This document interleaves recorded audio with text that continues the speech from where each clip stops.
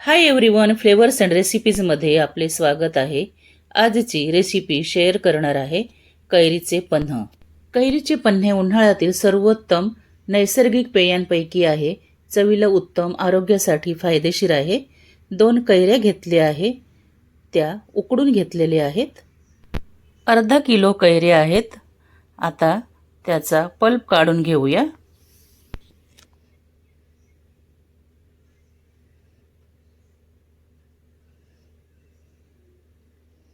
कैरीचा सर्व पल्प आपण काढून घ्यायचा आहे.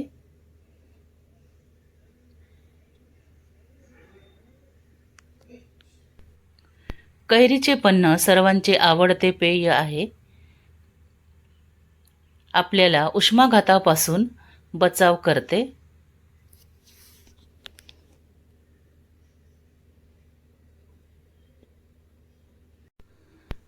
कैरी घेताना फार कच्ची किंवा पिकलेली कैरी घेऊ नये.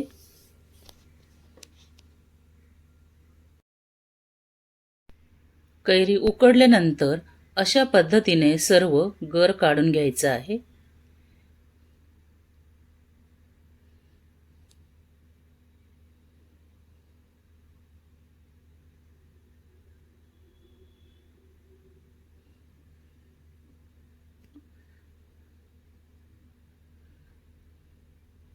पन्ह बनवून आपण फ्रीजमध्ये ठेवू शकतो. 8 ते 10 दिवस चांगलं राहतं. पण जेव्हा बाजारात कैऱ्या जास्त मिळतात तेव्हा आपण पन्ह फ्रेश करून प्यायला पाहिजे. पन्ह तयार करण्यासाठी फार मेहनत करावी लागत नाही. गर काढून आपण फ्रीजमध्ये ठेवू शकतो आणि आपल्याला हवं तेव्हा पन्ह बनवून आपण पिऊ शकतो. अशा पद्धतीने उकडलेल्या कैऱ्यांचा सर्व गर काढून घ्यायचा आहे.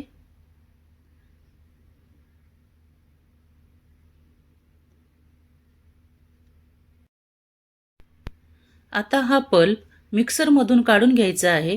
पल्प मोजून घ्यायचा आहे. जेवढा पल्प असेल तेवढा गूळ घालायचा आहे. मी केसर सुद्धा यात घातलं आहे.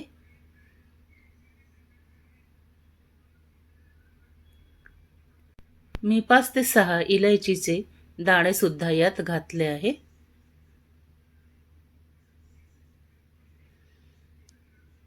सुंठ पावडर पाव चमचा व काळी मिरी पाव चमचा घेतली आहे. थोडंसं मीठ घातलं आहे. आवडत नसेल तर नाही घातलं तरी चालेल. आता हा पल्प आपला मिक्सरमधून काढून तयार झालेला आहे. मिक्सरमधून गूळ आणि कैरीचा पल्प बारीक करून घेतलेला आहे. अशा पद्धतीने केलं तर आंब्याचं पन्ह खूप झटपट तयार होतं आणि चवीलाही खूप छान लागतं.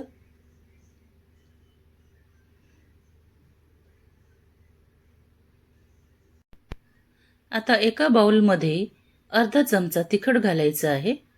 थोडं मीठ घालायचं आहे आणि चांगलं एकत्र करून घ्यायचं आहे.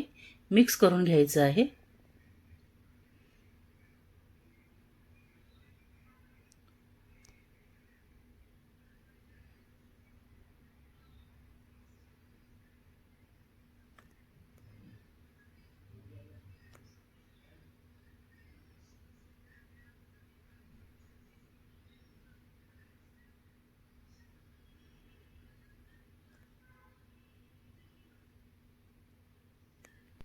काचेच्या ग्लासला लिंबू चोळून घ्यायचा आहे.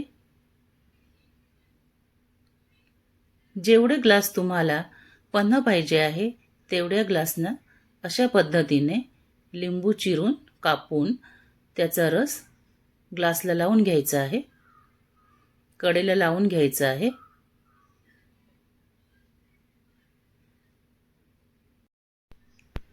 ग्लास उलटा धरून तिखट मिठाचं जे मिश्रण केलेलं आहे ते कडेला लावून घ्यायचं आहे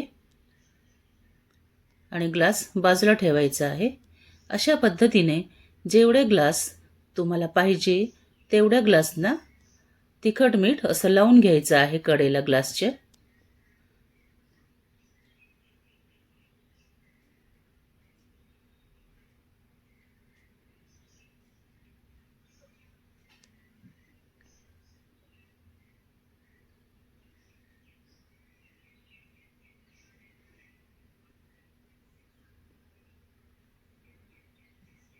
आता तयार केलेला पल्प आपण ग्लासमध्ये ओतून घ्यायचा आहे.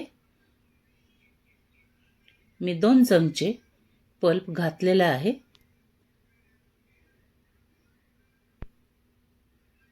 प्रत्येक ग्लासमध्ये 2 चमचे पल्प घातलेला आहे. तुम्हाला पातळ पाहिजे असेल तर तुम्ही कमी घालू शकता. आता ग्लासमध्ये थंडगार पाणी घालायचं आहे. प्रत्येक ग्लासमध्ये थंडगार पाणी घालायचं आहे.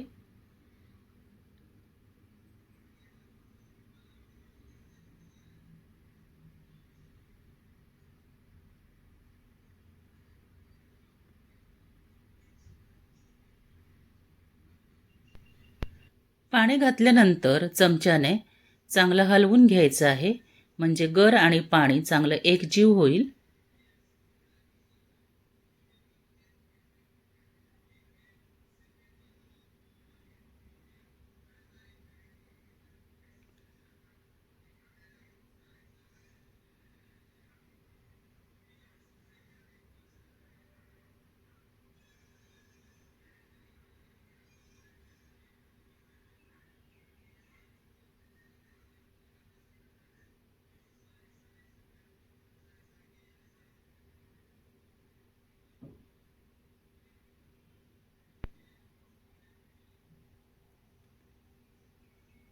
बर्फाचे 1 किंवा 2 तुकडे सुद्धा तुम्ही घालू शकता.